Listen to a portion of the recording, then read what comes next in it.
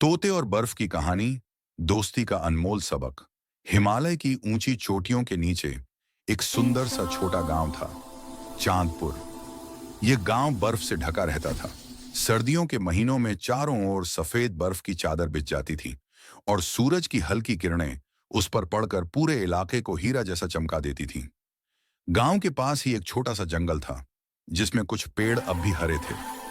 उन्हीं पेड़ों में से एक ऊंचे देवदार के पेड़ पर एक चहकता फुदकता हरा तोता रहता था। उसका नाम था मिट्ठू।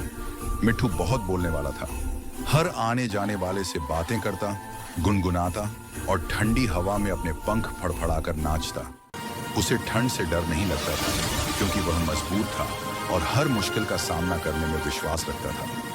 एक दिन जब बर्फ ज्यादा गिरने लगी, जंगल के पेड़ों की शाखाएं झुकने लगी। हवा इतनी ठंडी थी कि झील का पानी भी जम गया था। उसी झील के किनारे एक छोटी बर्फ की परी उतर कर आई। वह बहुत सुंदर थी। उसके बाल बर्फ जैसे सफेद, आंखें नीले आसमान जैसी और आवाज घंटियों जैसी मधुर।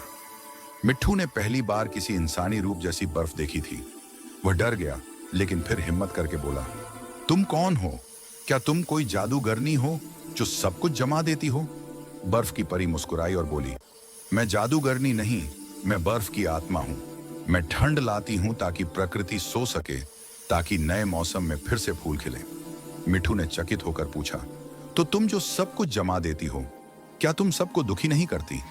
परी ने धीरे से कहा, नहीं तोते, मैं किसी को दुखी नहीं करती। मैं बस समय का एक हिस्सा हूं। मेरी ठंड के बिना वसंत की गर्माहट का कोई मतलब नहीं होता। यह सुनकर मीतू सोच में पड़ गया। उसे लगा कि शायद बर्फ का भी कोई मकसद होता है। ठंडी रात और दोस्ती की शुरुआत रात गहराने लगी। पेड़ों पर बर्फ जमती जा रही थी। मिट्ठू के पंख ठंड से कांपने लगे। वह अपने घोंसले में दुबक गया। तभी बर्फ की परी फिर से आई। उसने देखा कि टोटा कांप रहा है। ओ छोटे पंछी, ठंड लग रही है? उसने पूछा। मिट्ठू ने कहा, हाँ बहुत, पर मैं कहीं जा नहीं सकता। यह मेरा घर है। परी ने अपनी हथेली फैलाई और उसमें एक नीली रोशनी चमकी। अचानक टोटे का छोटा सा घोंसला गर्म हो गया, जैसे किसी ने सूरज की किरणें उसमें भर दी हों। मिट्ठू ने राहत की सांस ली और बोला, धन्यवाद परी, तुम सच में बहुत दयालु हो। परी मुस्कुरा दी, मैं तो बस अपनी दोस्ती का तोहफा दे रही हूँ। उस दिन से मिट्ठू और बर्फ की परी की गहरी दोस्ती हो गई। दोस्ती की परीक्षा दिन बीतते गए। अब जंगल पूरी तरह सफेद हो गया था।